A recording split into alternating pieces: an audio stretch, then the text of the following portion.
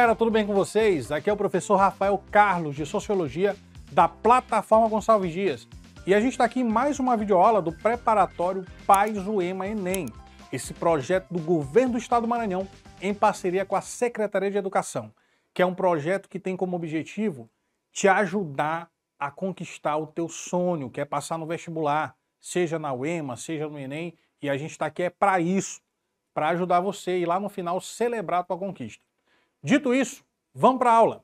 A gente começa com a 50ª questão do material de Sociologia. Olha que maravilha, 50 questões por enquanto, até essa aqui de Sociologia, trabalhadas aqui na plataforma, né, te preparando para o vestibular.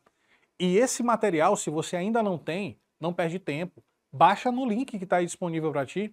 Tu vai baixar todo o material em PDF, vai ter todas as questões aqui de Sociologia, das outras áreas também, beleza? Então continua aqui com a gente que vai dar certo, tu vai conquistar esse teu objetivo de passar no vestibular.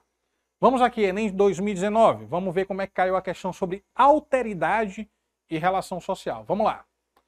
A hospitalidade pura consiste em acolher aquele que chega antes de lhe impor condições, antes de saber e indagar o que quer que seja, ainda que seja um nome ou um documento de identidade.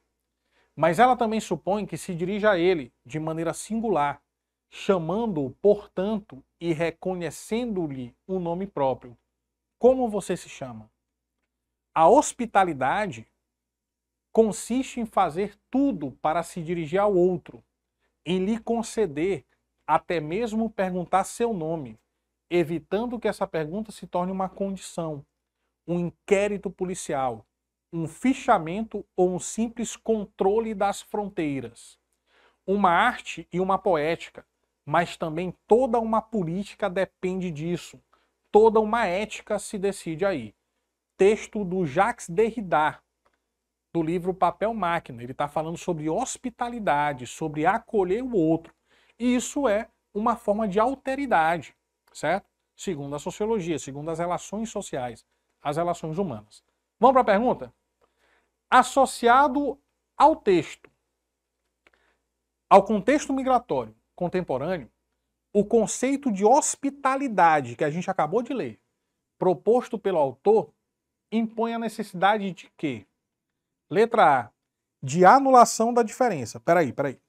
Ele está falando sobre anular a diferença? Ele está falando sobre a igualdade nesse sentido de não reconhecer que o outro é diferente ou de respeitar a diferença do outro? Eu acho que é mais de respeitar no lugar de anular. Então a letra A, ela me soa como uma opção distratora. Ela parece que está certa, mas o termo utilizado torna a opção errada. Não seria uma anulação da diferença, mas um respeito à diferença, um respeito à diversidade. Cristalização da biografia. A biografia, o que tem a ver com o texto, né? Nada a ver, então descarta a letra B. Incorporação da alteridade, exatamente. A hospitalidade, o acolher o outro, está diretamente conectado com esse sentimento, com essa expressão da alteridade, de se reconhecer no outro, de se colocar no lugar do outro de certa forma, beleza? Supressão da comunicação. Suprimir a comunicação significa não se comunicar. Tu acha que faz sentido? Claro que não. Então descarta a letra D. Letra E. Verificação da proveniência. Saber verificar de onde o outro vem para ver se eu vou respeitá-lo. É isso que está dizendo o texto? É o contrário disso. Então a única alternativa correta aí vai ser a letra C. A incorporação da alteridade como sinônimo de hospitalidade no texto que a gente leu. Beleza? Vamos então adiante para a próxima questão da aula de hoje. Do Enem de 2022, questão recente. Essa questão fala o seguinte: em Vitória, lá no Espírito Santo, no bairro Goiabeiras, encontramos as paneleiras, mulheres que são conhecidas pelos saberes e fazeres das tradicionais panelas de barro. São as mulheres que sabem fazer as panelas de barro, chamadas de paneleiras. Ícones da cultura capixaba. Cultura capixaba é a cultura do Espírito Santo. A tradição passada de mãe para filha, tradicional, é ensinado de mãe para filha. É de origem indígena e sofreu influência de outras etnias, como a africana e a luso. Luso é o quê? Portuguesa. Lusitana, né? Dessa mistura de influências, de características, de tradições, Acredita-se que a fabricação das panelas de barro já tem há 400 anos. Olha o tempo que já tem dessa tradição sendo passada de mãe para filha, de geração a geração. 400 anos, 4 séculos. A fabricação das panelas de barro se dá em várias etapas, desde a obtenção da matéria-prima até a confecção das panelas. É uma questão sobre tradição e costume. Esse é o tema da questão.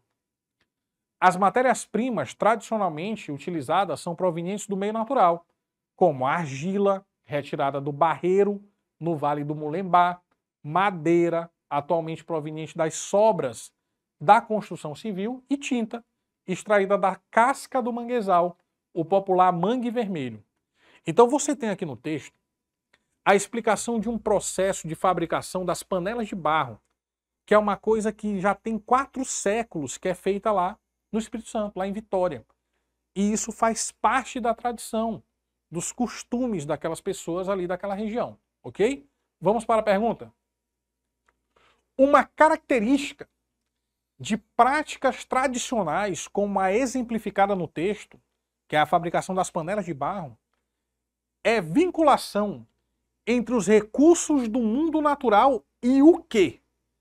É você vincular os recursos do mundo natural, da onde elas tiram a matéria-prima, com o quê? Letra A. Com a manutenção dos modos de vida. Faz sentido? Faz. Porque manter o modo de vida é manter uma tradição. Então seria a junção da natureza, ou dos recursos do meio natural, com a forma de vida e de viver, né? O modus vivendi, como se diz em latim, o modo de vida tradicional. A letra A faz sentido. A conservação dos plantios da roça. Tá falando de roça?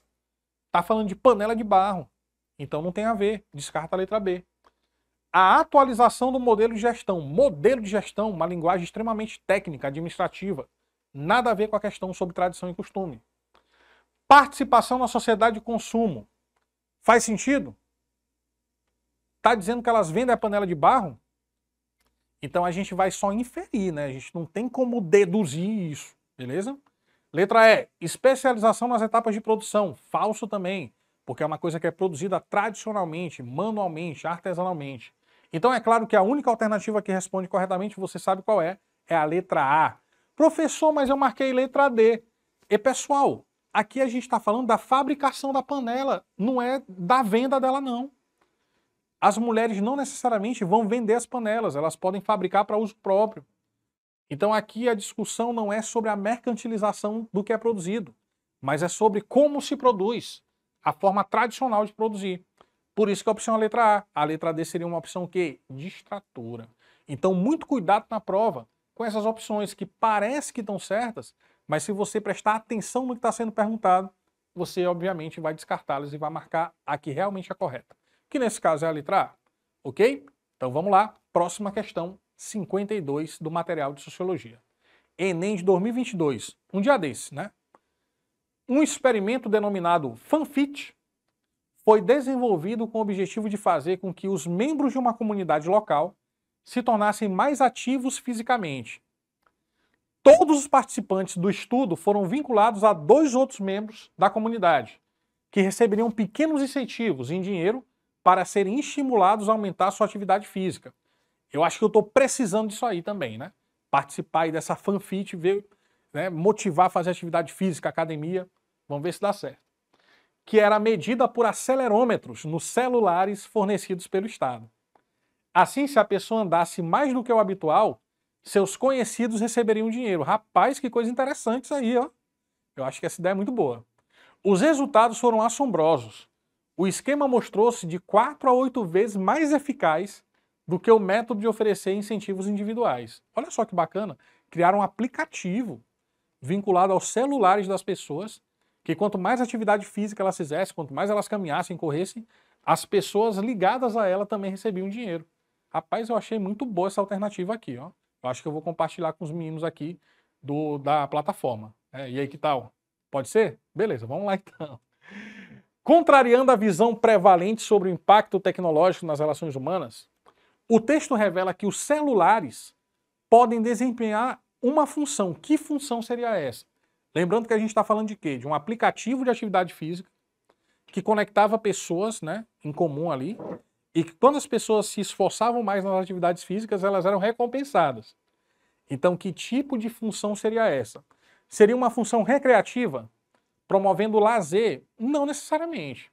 Porque a atividade física não necessariamente é um lazer, muitas vezes é visto até como uma obrigação, uma necessidade, pelo menos, né? Então a letra A a gente pode descartar. Teria isso uma função social, estimulando a reciprocidade por meios digitais? Tem a ver. Porque lembra que quando uma pessoa fazia mais atividade física, as outras também eram recompensadas?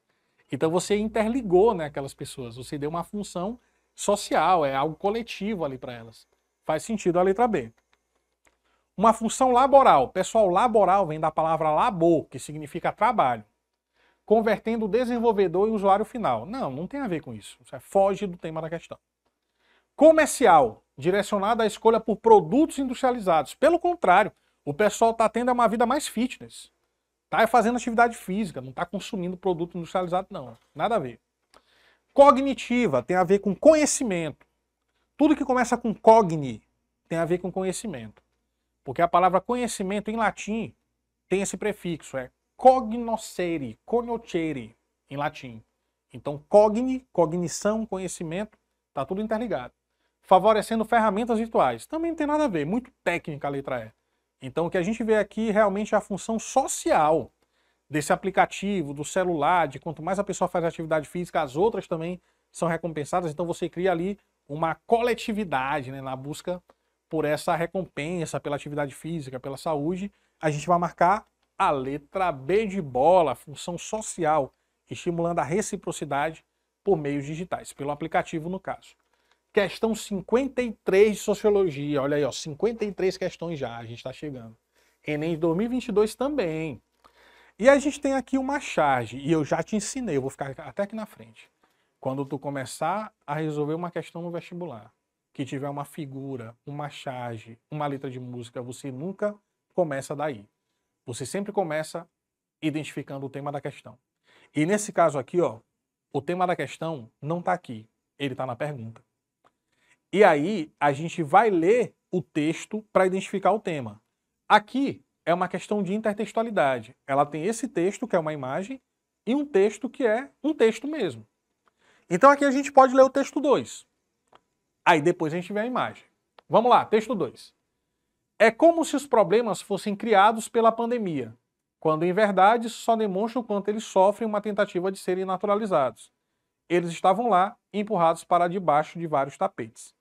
Então aqui existe um problema social que foi evidenciado ainda mais pela pandemia e que a gente vai ver agora que problema é esse lá na imagem. A imagem mostra ali uma periferia, uma favela. E aí a mãe pergunta, tá estudando, Júnior? E o menino com o celular lá, com a vara, alguma coisa lá, com o celular tentando pegar sinal, diz assim, calma, tô tentando achar um sinal de Wi-Fi. Se ele está tentando achar um sinal de Wi-Fi fora da casa dele, é porque na casa dele ele não tem. Então ele não tem acesso a esse recurso. A gente chama isso de desigualdade digital, certo? A desigualdade digital ela é uma consequência da desigualdade social. Porque existe desigualdade social, existe também a desigualdade de acesso aos recursos digitais, à tecnologia, no caso aqui, a um sinal de Wi-Fi, ok? Então isso ficou mais evidente ainda na pandemia, segundo o texto. Diversos levantamentos realizados indicam que parcela significativa dos estudantes não tem acesso à internet em suas casas. Isso é uma realidade do Brasil. Grande parte dos estudantes não tem acesso à internet em suas casas. Não tem nem computadores. Tem celulares, mas com pacotes baratos, que não permitem assistir a todas as aulas. E caso tenham celulares e dados, pergunta-se, é possível elaborar um texto no celular? É possível interagir na aula remota pelo celular? Então esses questionamentos eles eram muito à tona no período da pandemia, né? A gente vivenciou muito isso. Vocês, como estudantes, também vivenciaram ali o final do ensino fundamental e o começo do ensino médio nesse contexto de pandemia. Então sabem, viveram na pele e viram como foi difícil. Vamos para a pergunta. A crítica contida no texto e na figura evidencia o seguinte aspecto da sociedade contemporânea. Letra A, exclusão social, tá correto? Tá correto. a exclusão de grande parte da sociedade dos recursos digitais, tecnológicos, de um padrão digno de vida, faz parte da ideia de exclusão social. Expansão digital, contrário, seria nesse caso uma desigualdade digital. Manifestação cultural não tem nada a ver. Organização espacial, também não. Valorização intelectual, também não tem a ver. Então a gente vai marcar a letra A. Evidenciou a exclusão social, que é fruto da desigualdade social, da desigualdade socioeconômica, de oportunidades, de acesso à informação, à tecnologia, beleza? Então a gente fica com a letra A e vamos para a próxima questão, que é a 54, que é uma questão de 2 textos. Sabe como é que eu chamo essa questão? Intertextualidade. Você precisa comparar as 2 citações, beleza? Então, para isso, você sempre destaca as palavras-chave, as palavras mais importantes de cada uma delas. Uma estranha loucura. Aposta-se das classes operárias das nações onde impera a civilização capitalista. Esta loucura é o amor pelo trabalho, a paixão moribunda, que significa doentia, pelo trabalho, levada até o esgotamento das forças vitais do indivíduo e da sua prole. Então esse texto está dizendo que acha muito estranho como é que muitas pessoas elas têm esse amor pelo trabalho, que é uma coisa cansativa, que esgota as forças, que deixa a pessoa até doente muitas vezes, né? E ele chama esse amor de uma estranha loucura, que assola muita gente na sociedade capitalista. Texto 2. Vivemos numa época em que as pessoas são tão trabalhadoras que ficam estúpidas, que não conseguem refletir, não conseguem raciocinar, não conseguem colocar em prática a criticidade de saber por que elas estão fazendo aquilo, né? Então é o texto do Oscar Wilde que critica a nossa época, né? Que as pessoas se entregam ao trabalho e não percebem, né, que elas estão se desgastando muito além do que deveriam. Beleza? Vamos para a pergunta. De acordo com os textos, a reflexão sobre o mundo do trabalho no século XIX aponta para o conceito sociológico de, por incrível que pareça, já está aqui a resposta correta, a alienação, né? A letra A de alienação seria a resposta correta. Estava tão fácil essa questão que a gente nem fez drama, não. A gente foi direto logo para a alternativa, né? É claro que trata da alienação. Se a pessoa não está tendo potencial crítico de perceber a realidade à sua volta, porque ela trabalha tanto que perde essa capacidade, ela está alienada. Então é uma questão tão simples que nem precisou de mistério. A gente já foi, direto na opção correta, que é a alienação. Higienismo faz sentido? Claro que não faz. Passividade até faria sentido, porque a postura passiva ela é consequência da postura alienada, mas a alienação é um termo melhor, ele é mais amplo. Emancipação significa independência, autonomia, é o contrário de alienação. Mercantilização tem a ver com produto ou mercantilização da mão de obra, mas o fato aqui seria alienação, por isso que a alternativa correta, como a gente já viu até, né? Nem precisou de mistério, é a letra A, beleza? Vamos para 55. Aí vai ficar faltando só mais 5 depois. A 55 fala do Equador. País aqui, né? Não é bem vizinho nosso. A gente não faz fronteira com o Equador, se não me engano. A aula de geografia eu me lembro, né? Acho que tem 2 países só que não faz fronteira com o Brasil. O Equador é um deles. Mas é vizinho aqui em termos de Sul-América, né? Sudamérica, América do Sul. O Equador foi o primeiro país do mundo a introduzir os direitos da natureza numa Constituição. Então o Equador é pioneiro nesses direitos aí de natureza na Constituição. O movimento indígena camponês ambientalista rejeitou a exploração do petróleo nos contrafortes andino-amazônicos, no Parque Nacional de Iaçuní. A reivindicação foi acatada pelo governo de Rafael Correa, meu xará, e esta é a primeira proposta concreta que não se faz como compensação dos países ricos a algum país pobre, enquanto continuam explorando e lançando gases de efeito estufa na atmosfera. Então o Equador foi pioneiro, foi o primeiro país do mundo a colocar na sua Constituição os direitos da natureza. E aí a gente tem uma pergunta. A ação do governo equatoriano foi resultado de uma mobilização marcada pelo quê? Tem no texto, você prestou atenção. Qual foi o movimento lá que lutou por isso? O movimento indígena, camponês e ambientalista. Então essa mobilização foi marcada pelo, letra A, protagonismo dos povos originários, correto? Corretíssimo.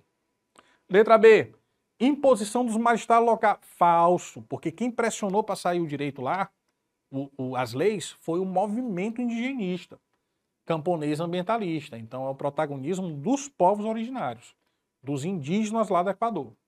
Redução dos recursos minerais, isso aqui é falso. Empreendedorismo não tem nada a ver também, a gente nem lê o resto. Indenização monetária internacional não, é uma coisa do direito do Equador propriamente, né? Então não tem nada a ver com compensação internacional. A gente marca o protagonismo dos povos originários. Vamos ver se está correto, vamos lá. Letra A é o nosso gabarito.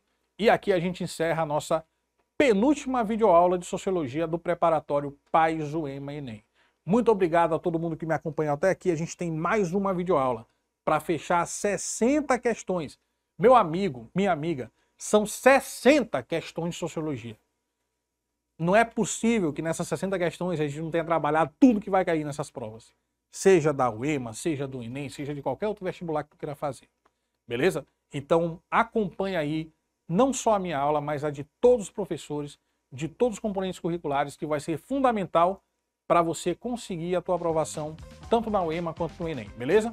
A gente fica por aqui nessa aula, mas já deixo marcado o encontro para a nossa próxima e última videoaula de Sociologia desse preparatório. Então é isso, fico por aqui, um abraço a todos e até a próxima. Tchau, tchau!